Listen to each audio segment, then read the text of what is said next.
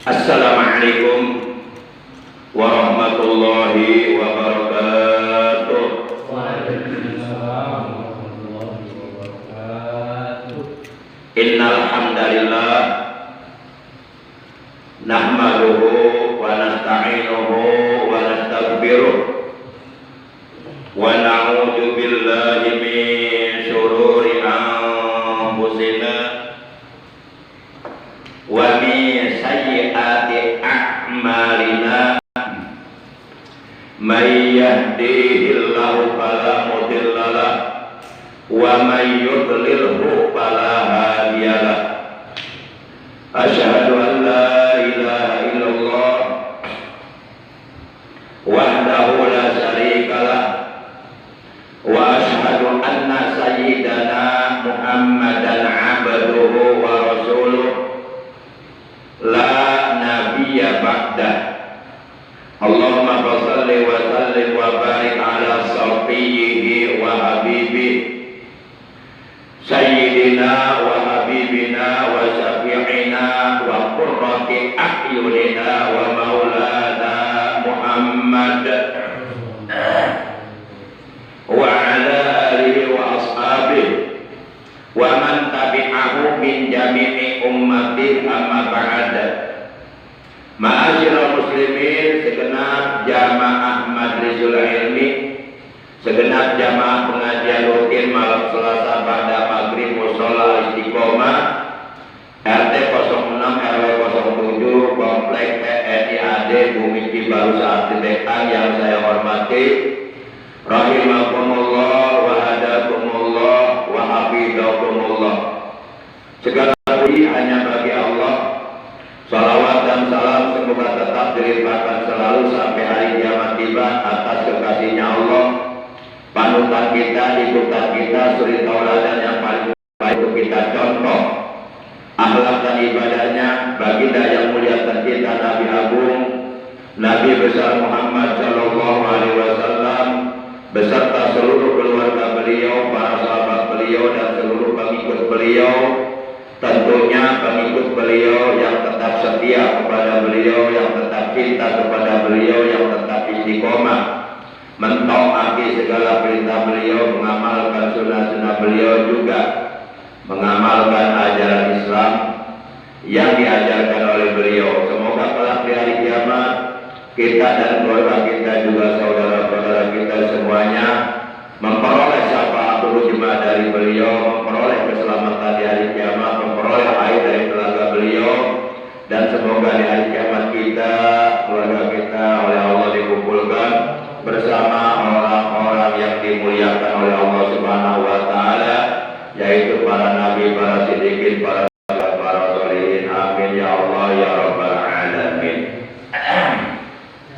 Ma'asyiral muslimin rahimakumullah wa hadakumullah, kita awali pengajian rutin kita pada malam ini. Kalau tidak salah malam ini sudah memasuki malam tanggal 20 di bulan Rabiul Akhir tahun 1444 Hijriah.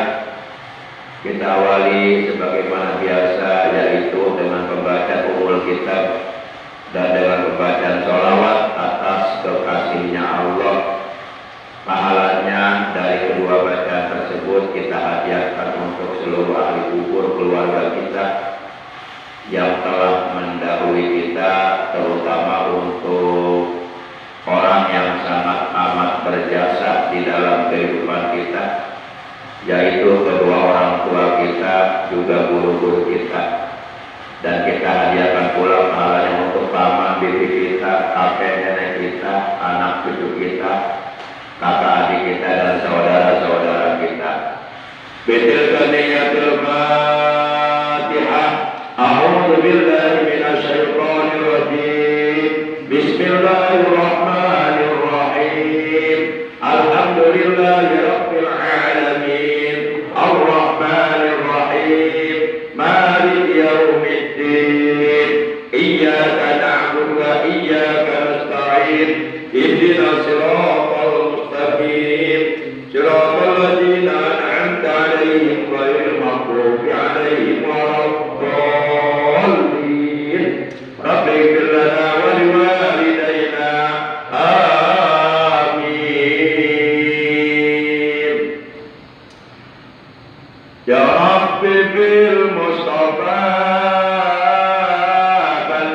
مقاصدنا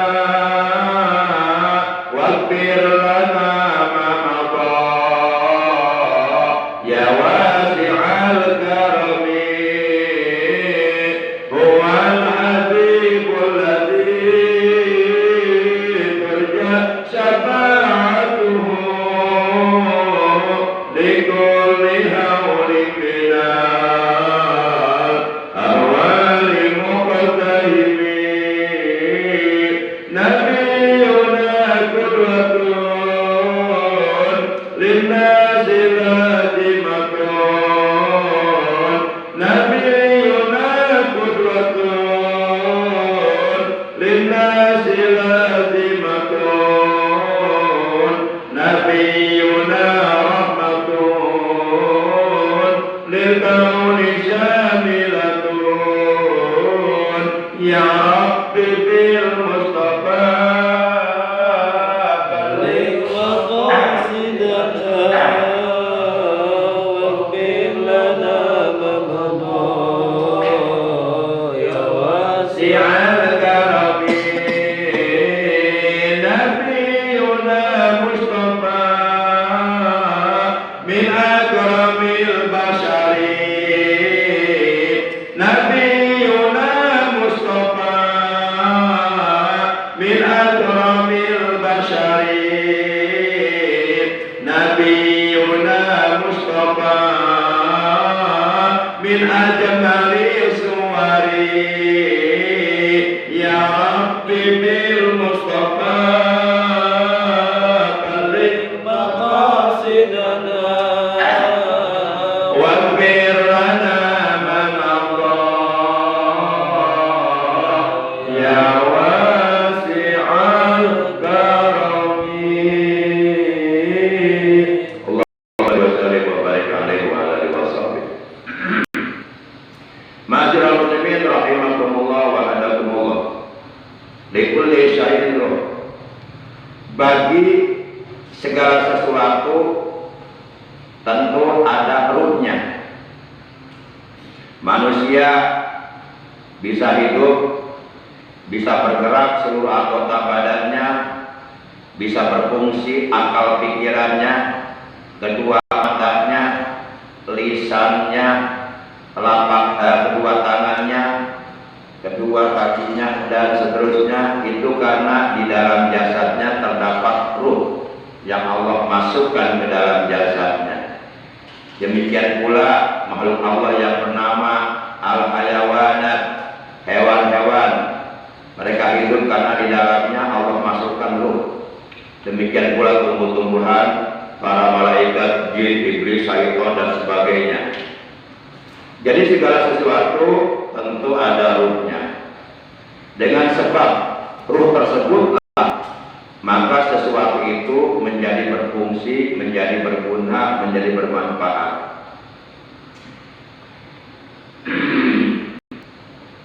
Demikian pula wakajalika ibadah. Demikian pula ibadah. Ibadah pun itu ada ruhnya. Ada ruhnya. Ruhul ibadah kalimatul la ilaha illallah. Ruhnya ibadah itu adalah kalimat thayyibah, kalimat tauhid, kalimatul ikhlas, kalimatul najat, kalimatul taqwa, yaitu kalimat la ilaha illallah. Sehingga dikatakan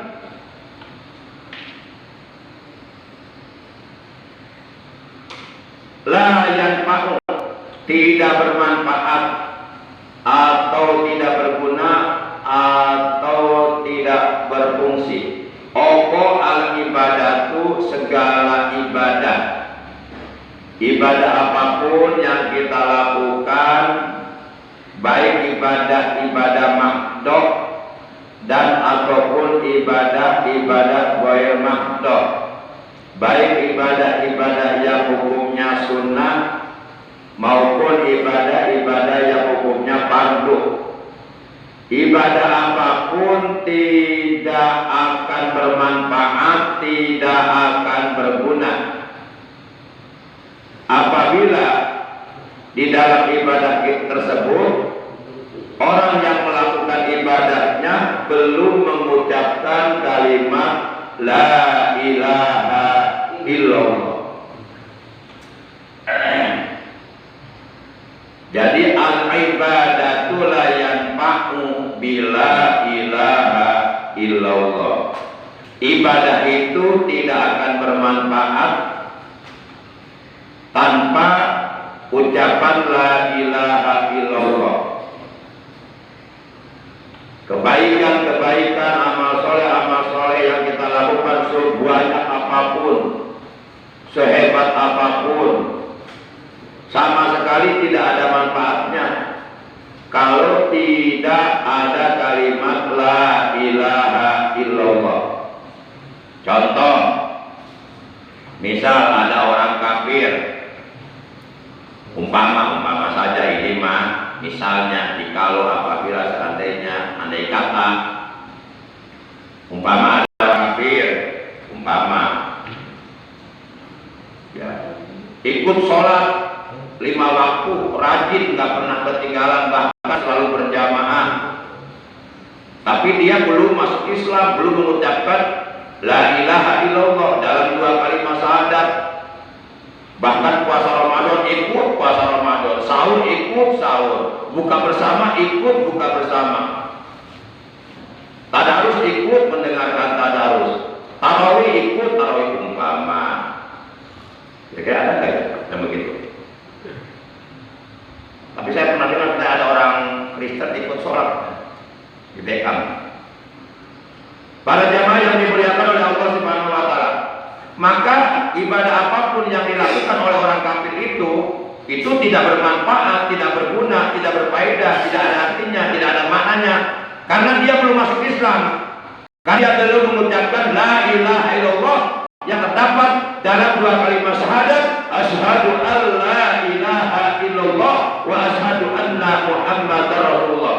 Maka 2 kalimat syahadat ini menjadi perkara yang paling mendasar di dalam rukun Islam. Sebelum sholat, sebelum zakat, sebelum puasa Ramadan, sebelum ibadah haji, yang paling pertama kali diletakkan dalam rukun Islam adalah 2 kalimat syahadat. Demikian pula sholat yang kita lakukan itu tidak akan bermanfaat. Sholatuna la yanfa'u bila ilaha illallah. Sholat yang kita kerjakan tidak akan bermanfaat, tidak akan berguna, tidak akan berfaedah bila ilaha illallah. Kalau di dalam sholat yang kita kerjakan kita tidak mau mengucapkan kalimat la ilaha illallah. Makanya seluruh para ulama fuqaha, baik dari kalangan ulama Hanafiyah, ulama Malikiyah, ulama Syafi'iyah, ulama Hanabilah atau Hambaliyah, mereka qadid tafaqo, mereka sungguh telah berittifaq bahwa wajib bit tasahud akhir, di dalam tasahud akhir mengucapkan asyhadu alla ilaha illallah wa asyhadu anna muhammadar rasulullah. Kan kalau kita sholatnya sholat subuh, kita mengucapkan asyhadu alla ilaha illallah wa asyhadu anna muhammadar rasulullah hanya 1 kali. Karena sholat subuh hanya 2 rakaat, tahiyatnya cuma 1 kali. Tahiyat yang hukumnya wajib, yaitu tahiyat akhir, tasyahud akhir. Tapi kalau sholat zuhur, asar, isya, dan maghrib, oleh karena zuhur, asar, isya itu masing-masing 4 rakaat dan maghrib 3 rakaat, sehingga di dalam sholat zuhur, asar, isya, dan maghrib tahiyatnya ada 2, ada tahiyat awal, ada tahiyat akhir, ada tasyahudul awal, ada tasyahudul akhir. Baik dalam tahiyat awal maupun dalam tahiyat akhir, di dalam sholat zuhur, asar, maghrib, isya, itu tetap baca 2 kalimat syahadatnya wajib. Walaupun umpama di dalam tahiyat awal, ya, walaupun bukan umpama, memang kenyataan, memang benar. Walaupun tahiyat awal itu status hukumnya sunnah adhan, Tapi tetap bacaan dua kalimat syahadatnya wajib. Apalagi di dalam tahiyat akhir yang termasuk rukun sholat yang ke-11 yang hukumnya wajib. Nah kalau umpama baik di dalam tahiyat awal maupun di dalam tahiyat akhir, terutama yang hukumnya wajib karena rukun sholat, kita nggak mengucapkan la ilaha illallah, sholat kita nggak bermanfaat, nggak sia-sia, maaf sia-sia, nggak berfaedah, nggak ada gunanya. Maka kalimat la ilaha illallah ini bisa menjadi ruhul ibadah, ruhnya seluruh amal ibadah. Bahkan kalimat la ilaha illallah ini bukan hanya sekedar menjadi ruhul ibadah, artinya ibadah-ibadah kita akan bernilai di hadapan Allah dan akan diberikan pahalanya oleh Allah di dalam surga nanti apabila didasari dengan ucapan la ilaha illallah yang kita ucapkan dengan lisan, kemudian kita tasdiqkan, kita benarkan di dalam hati kita makna yang terkandung dalam ucapan la ilaha illallah, kemudian kita implementasikan, kita aplikasikan, kita realisasikan makna yang terkandung dalam ucapan la ilaha illallah di dalam kehidupan kita sehari-hari, di dalam kebaikan-kebaikan, amal soleh, amal ibadah yang kita lakukan, semuanya semata-mata hanya karena Allah.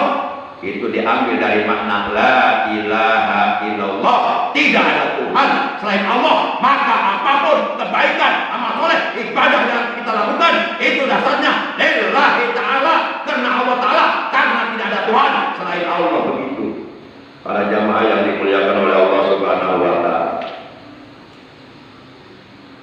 Kemudian juga kalimat la ilaha illallah ini menjadi hisnullah, menjadi bentengnya Allah. Tentu kalau kita ingin menjaga sesuatu, tentu sesuatu tersebut yang ingin kita jaga harus kita bentengi. Termasuk kita ingin menjaga keselamatan diri kita dunia dan akhirat, maka berarti kita perlu benteng. Mangga apa kita perlu benteng? Benteng yang kokoh, benteng yang kuat, benteng yang dapat menjaga diri kita supaya selamat dunia akhirat, di dunia selamat, di akhirat selamat dari api neraka. Tidak lain tidak bukan benteng yang paling kokoh, yang paling kuat untuk menjaga diri kita supaya selamat dunia dan akhirat, supaya selamat dari api neraka adalah kalimat la ilaha illallah.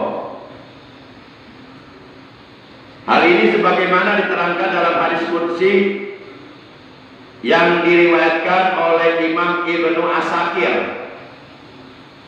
an Ali bin Abi Thalib karramallahu wajhah radhiyallahu ta'ala anhu, qala Rasulullah sallallahu alaihi wasallam, inna Allah ta'ala qala la ilaha illallah hisni faman dakhala hisni, faman qala la ilaha illallah dakhala hisni wa man dakhala hisni faqad umina min ajabi.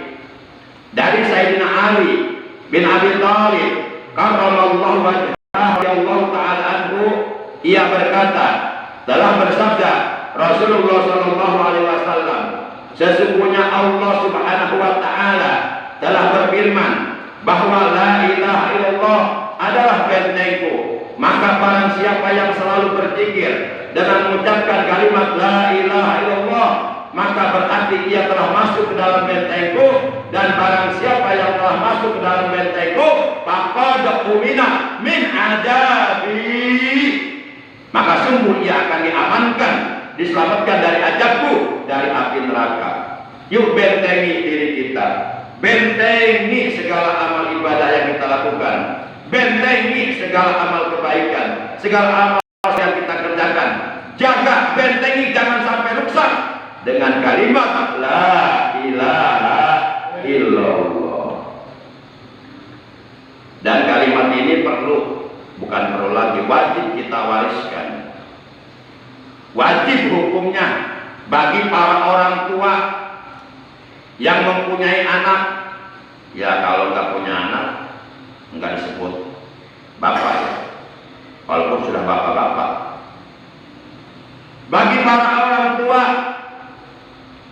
bagi para bapak, para ibu, yang enggak para imam, pelapor namanya itu.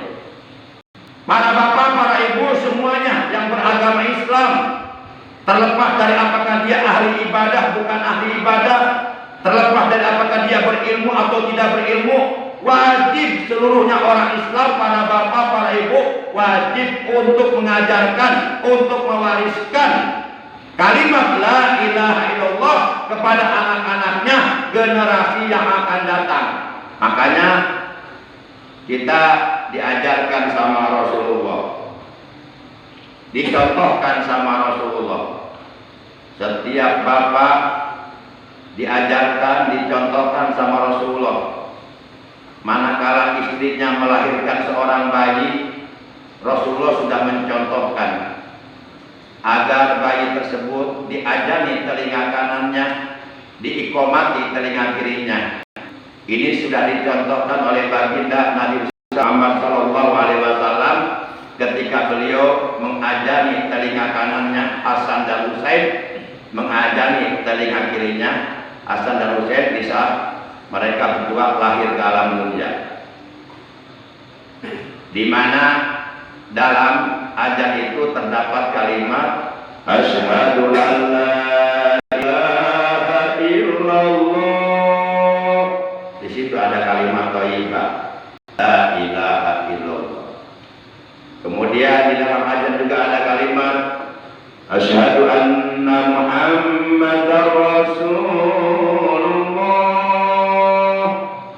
Apabila kalimat tersebut digabung menjadi satu, maka disebut syahadatain, asyhadu an la ilaha illallah wa asyhadu anna muhammadar rasulullah. Rasulullah sudah mencontohkan demikian kepada para bapak agar mengajani bayinya di telinga kanannya, mengikomati bayinya di telinga kirinya. Itu dalam rangka dari semenjak dini memperdengarkan kalimat la ilaha illallah, memperdengarkan kalimat ucapan dua kalimat syahadat asyhadu an la ilaha illallah wa asyhadu anna muhammad rasulullah di telinga bayi yang baru lahir. Sebelum bayi itu telinganya mendengar suara-suara yang lain, suara setan, suara iblis, suara lampu roh, suara lagu dangdut, suara lagu jaipongan, suara lagu pop dan sebagainya, yang paling pertama kali diperdengarkan di telinga bayi adalah kalimat asyhadu an la ilaha illallah wa asyhadu anna muhammadar rasulullah, dalam rangka menanamkan tauhid ke dalam jiwanya, dengan harapan agar di kemudian hari anak tersebut manakala sudah membesar, besar dewasa, menjadi orang yang beriman kepada Allah Subhanahu wa ta'ala.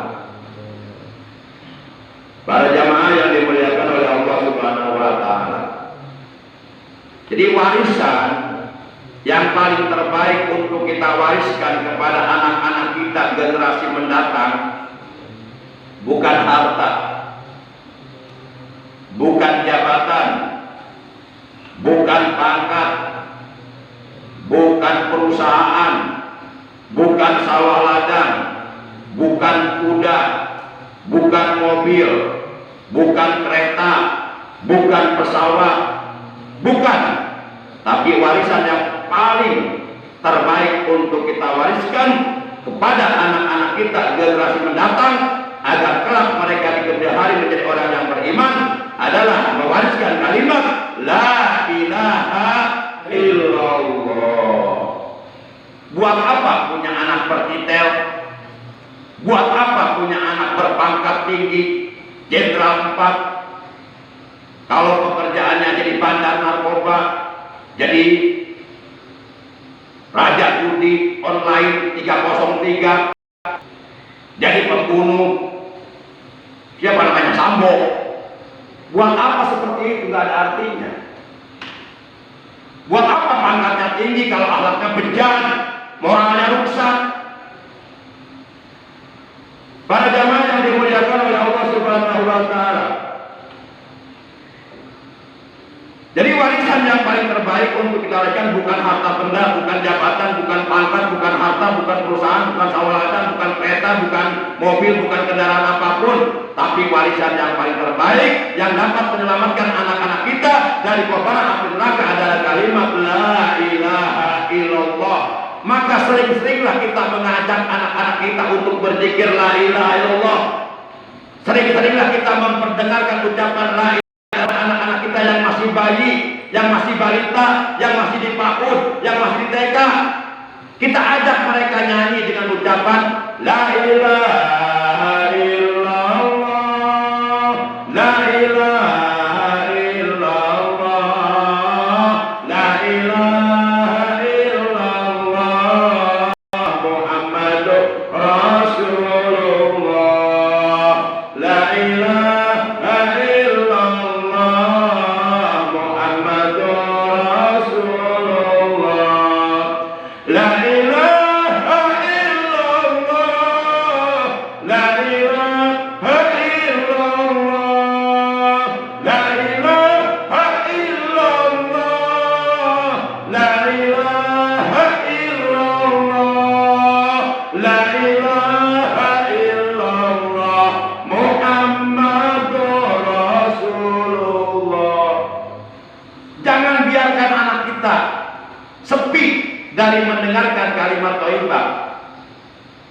Jangan sampai anak kita terus megang HP yang dibuka hal-hal yang tidak bermanfaat untuk dirinya, seperti Upin Ipin, apalagi ya yang suka anak-anak di HP tuh, ya Doraemon, apalagi Unte-Untli, apalagi banyak lah.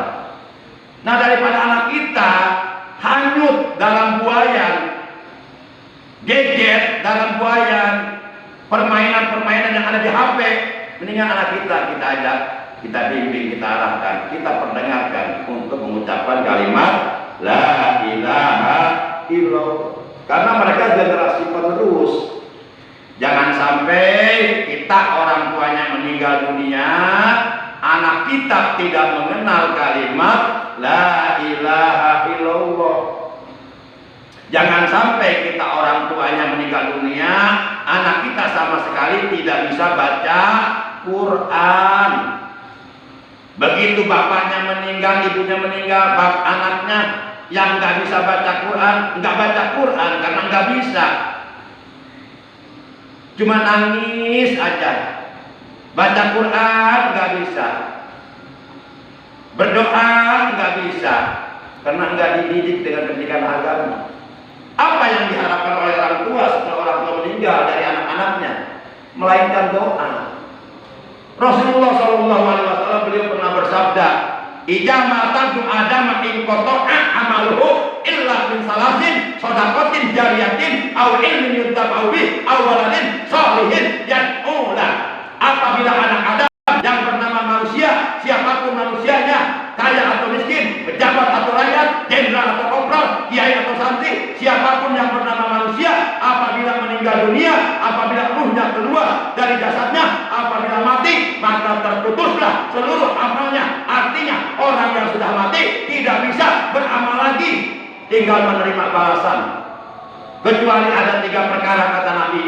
Walaupun orangnya sudah mati, tapi pahalanya terus mengalir ke alam kuburnya. Pertama, sedekah jariyah.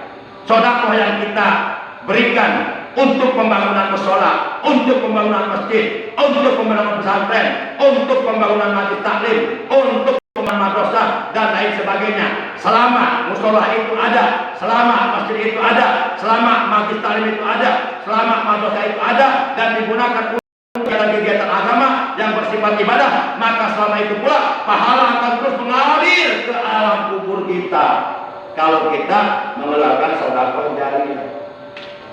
Yang kedua kata Nabi, yang akan terus mengalir ke alam kubur kita pahalanya adalah ilmu yang bermanfaat, ilmu yang dimanfaatkan, ilmu yang diajarkan kepada orang lain. Selama orang lain yang pernah kita ajari ilmu mengamalkan ilmu kita, walaupun kita sudah meninggal, itu pahala mengalir. Setiap kali mereka mengamalkan ilmunya dari kita, pahala mengalir ke kita. Itu yang disebut pensiunan pahala. Jadi kita jangan hanya punya pensiunan gaji PNS di dunia saja, tapi juga kita harus berusaha untuk punya pensiunan pahala. Kitanya udah nggak beribadah, nggak udah bekerja di alam dunia, kitanya udah mati, tapi pahala terus datang mengalir. Kemudian karena alam kubur itu kan rumah masa depan kita, siapapun pasti akan menjadi penghuni alam kubur, siapapun itu.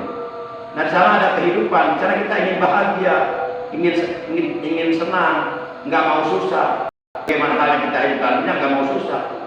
Yuk kita pikirkan bagaimana nanti nasib kita di alam kubur. Dan itu pasti akan kita alami, mau tidak mau, setuju nggak setuju, terpaksa akan kita alami kalau ajal sudah datang. Kemudian yang ketiga, yang bermanfaat untuk kita apabila kita sudah meninggal adalah awaladin solihin yadullah, punya anak yang soleh, yang bisa baca Quran, yang rajin sholatnya, rajin ibadahnya, setiap selesai sholat mendoakan orang tua. Itu harga yang tak ternilai harta yang tak ternilai harganya, anak-anak yang soleh. Anak-anak yang soleh itu merupakan harta dunia yang tidak ternilai harganya, lebih berharga daripada dunia beserta seluruhnya. Anak soleh, maka berbahagialah, beruntunglah orang tua yang mendidik anaknya sehingga anaknya menjadi anak yang soleh. Sholat nggak usah disuruh, baca Quran lancar, mendoakan orang tuanya, ibadahnya rajin, akhlaknya bagus, sopan santunnya. Itu harta kita itu. Buat apa uang banyak bertumpuk? Ya, segala ada. Kalau punya anak nakal, nggak mau sholat, nggak mau ibadah, itu kan bisa menyengsarakan orang tuanya di akhirat. Boleh jadi orang tuanya mau masuk surga, nggak jadi. Masuk surga ditarik sama anaknya, karena anaknya berbuat durhaka melulu, bermaksiat melulu, berbuat dosa melulu. Nah, untuk bilang jangan sampai kita rajin ibadah, pas di akhirat mau masuk surga nggak jadi gara-gara anaknya. Demikian tali kita hari ini, malam ini, kurang lebihnya mohon maaf, terima kasih. Yuk kita biasakan ucapan kalimat la ilaha illallah. Kalau bisa mah ucapan tersebut kalau kita baca, hadiahkan pahalanya untuk ahli kubur kita. Pasti orang ahli kubur kita senang itu. Senang kapanpun kita mengucapkan kalimat la ilaha illallah, pahala dari ucapan tersebut kita hadiahkan untuk kedua orang tua kita yang telah meninggal dunia. Itu pasti senang mereka. Mari kita tutup kalau kita malam ini ucapan hamdalah. Alhamdulillahirabbil alamin. Subhanakallahumma wa bihamdika asyhadu an la